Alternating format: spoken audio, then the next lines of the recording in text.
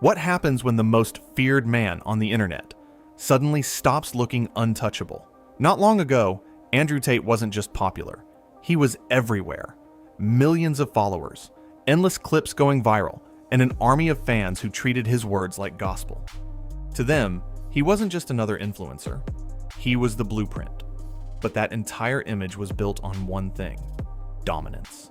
The idea that he couldn't be challenged, couldn't be exposed, couldn't lose. And the moment that illusion cracks, everything starts to fall apart. There is an extremely orchestrated campaign designed to make sure that my influence never reaches the level it was previously. Because over the past year, something has clearly changed. The same man who once had the internet hanging on every word is now getting laughed at, questioned, and in some cases, completely dismissed. From a humiliating loss that shattered his top G persona. Obviously, I didn't get the result I wanted, but truthfully, the result I wanted was to see if I could still do it. 40 years old, 10 years retired. To resurfaced clips that painted him in a very different light. To even his own fans starting to turn on him. Unfortunately, if anything happens anywhere near me, it gets tied to my name. This isn't just controversy anymore. This is what happens when a carefully crafted image starts collapsing in real time. And the deeper you look into it, the worse it actually gets. At his peak, Andrew Tate didn't just dominate social media, he controlled it. Everywhere you looked, he was there. Clips flooding TikTok, podcasts going viral overnight, and entire comment sections repeating the same phrases like it was some kind of code. Top G, gape the matrix. Modern men are weak. It wasn't just content, it was a movement. And what made it so powerful wasn't just what he said, it was how he said it. Tate didn't present himself as someone trying to figure life out. He spoke like someone who already had absolute confidence, zero hesitation, and a lifestyle that looked impossible to ignore. Supercars, private jets, money flowing from every direction. To his audience, he wasn't just talking, he was proving it. Even bigger creators started orbiting around him. You had streamers like Aiden Ross openly seeking his approval, changing how they acted just to stay in his good graces. Interviews felt less like conversations and more like auditions. And that only reinforced the idea that Tate wasn't just another influencer. He was above them, untouchable, and that's the key word. Because his entire brand relied on one simple belief. He was always in control, always winning, always one step ahead. But the moment people stop seeing you that way, the entire illusion starts to break. And that's exactly where things began to go wrong. The first real crack didn't come from a tweet or a controversy. It came from something far more dangerous for his image, reality. When Andrew Tate announced he was stepping back into the ring, it sounded like the perfect move. After all, fighting was the foundation of his entire persona. The discipline, the toughness, the I can handle anything mentality. It all traced back to that. This was supposed to remind everyone why he was taken seriously in the first place. But instead, it did the exact opposite. Facing off against Chase Dior in a Misfits boxing event, Tate walked in like the veteran, the experienced fighter, the one who had been talking for years about dominance and control. The expectation wasn't just that he would win, it was that he would make it look easy. And for a brief moment, it almost looked like he might. But then something changed. As the fight went on, his energy started fading. His movements slowed. The same confidence he carried into the ring didn't translate once things got difficult. By the later rounds, it wasn't about winning anymore. It was about surviving. And when the decision came in, he lost. Not in a controversial way. Not in a way that sparked debate. Just lost. And that moment hit harder than people expected. Because for the first time, millions of people weren't watching a clip of Tate talking about strength. They were watching him get outperformed. And once people see that, it's impossible to unsee it. But the loss itself wasn't the biggest problem. It was what happened right after that really started to change everything. The loss didn't just end the fight. It started something much worse. Because almost immediately, the internet flipped the narrative. Instead of defending Andrew Tate, people started asking a question that would have been unthinkable just months earlier. Was he ever as good as he claimed? Clips began circulating everywhere. Not just from the recent fight, but from his entire career. people digging through old records, old opponents, old footage, and the deeper they looked, the more things didn't quite add up. Suddenly, his fighting history, something that had always been treated like fact, was being picked apart. How many of his wins were actually verified? Who were these opponents? Why did so many of them seem unknown? It didn't take long before creators started breaking it down piece by piece, pointing out inconsistencies, questioning titles, and even suggesting that parts of his record had been exaggerated. And once that idea got into people's heads, it spread fast. Because Tate's authority didn't come from being likable. It came from being believable. He built his entire identity on being the guy who had already proven himself. The fighter, the winner, the man who knew what worked because he'd lived it. But now, people weren't so sure anymore. And the worst part is, once your credibility starts slipping, you can't control how far it falls. Because if the fighting wasn't what it seemed, then what else wasn't? And that's when the spotlight shifted from his past to how he was acting in the present. Once people started questioning him, Andrew Tate did something that completely went against his brand. He started slipping, because the version of Tate that built his empire was simple, calm, controlled, and never shaken. No matter what happened, he always acted like he was 10 steps ahead. That was the appeal. But after the loss, that control started to disappear. At first, he tried to play it off the way you'd expect, saying he had no excuses, giving respect to his opponent, framing it like a challenge he willingly took. I have no excuses. Training camp went fantastic. Time is the fire in which we all burn. Unfortunately, a 40-year-old's not a 22-year-old. On the surface, it sounded like classic Tate. But the more he talked, the more cracks started to show. I don't know, my last fight didn't go the way it was supposed to go. Maybe it's a sign from God to try again. Maybe it's a sign from God to gyre. I'm not sure, but... Suddenly, there were explanations. Age differences, weight differences, adrenaline issues. He kept repeating that he wasn't making excuses, while clearly making them.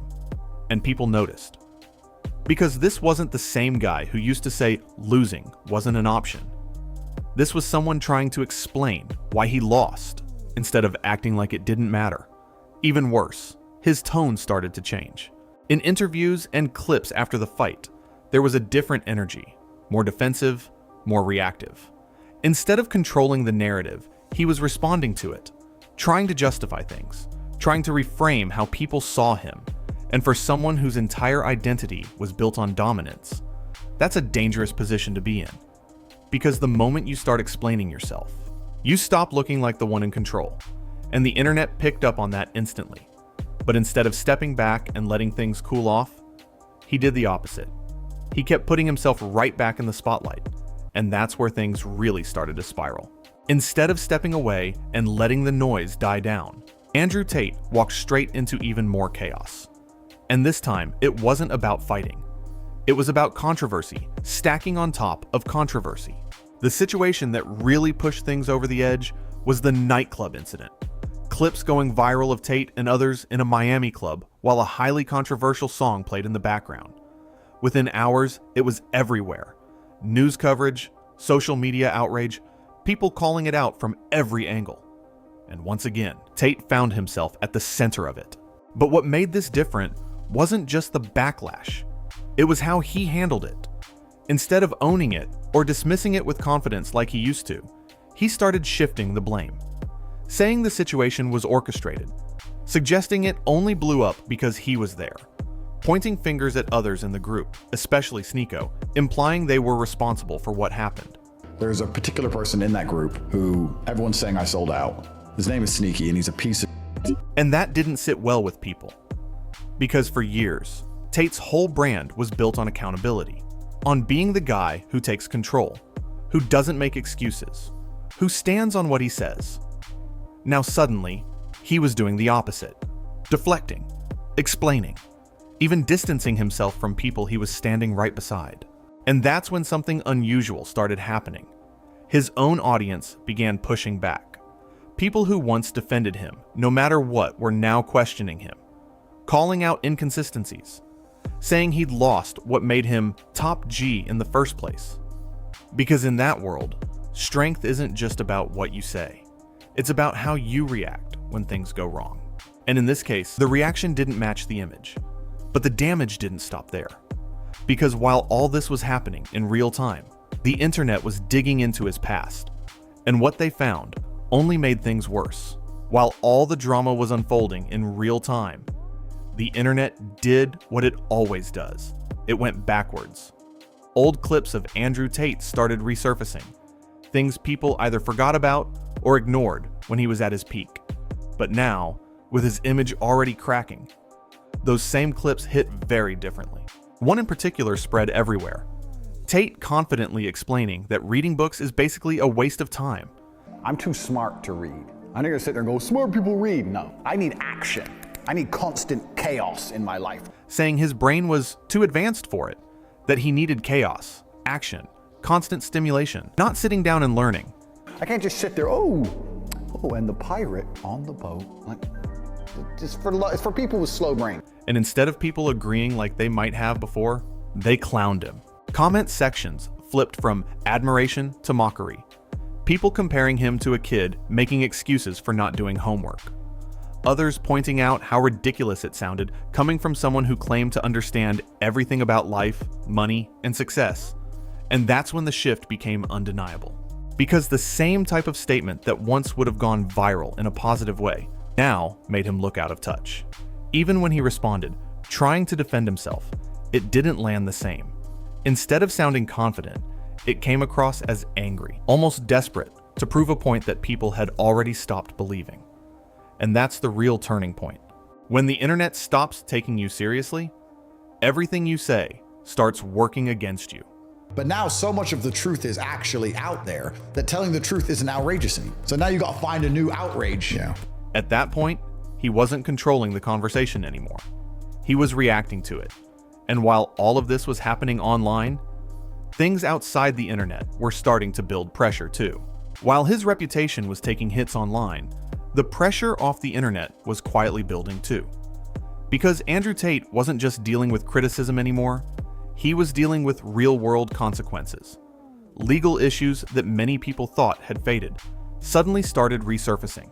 I have criminal cases in many countries around the world to believe that the constant, endless smear of me in the media is somehow organic. Authorities in the UK began reopening investigations tied to serious allegations from years prior.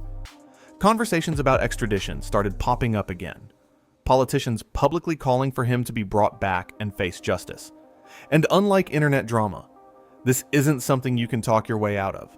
At the same time, there were signs that things behind the scenes weren't as stable as they once looked. Tate himself started mentioning financial exposure, investments tied to global events, properties in volatile regions, money tied up in places affected by conflict. And for someone who built his identity on absolute control, that kind of uncertainty hits differently. You could even see it in how he talked. More stress, more frustration, more moments where the mask slipped and you got a glimpse of something underneath it. Me coming into this podcast studio was nerve-wracking. Someone anxious, someone overwhelmed, someone constantly dealing with problems instead of dominating them. At one point, he even admitted that he struggles to sleep. Every night I have nightmares.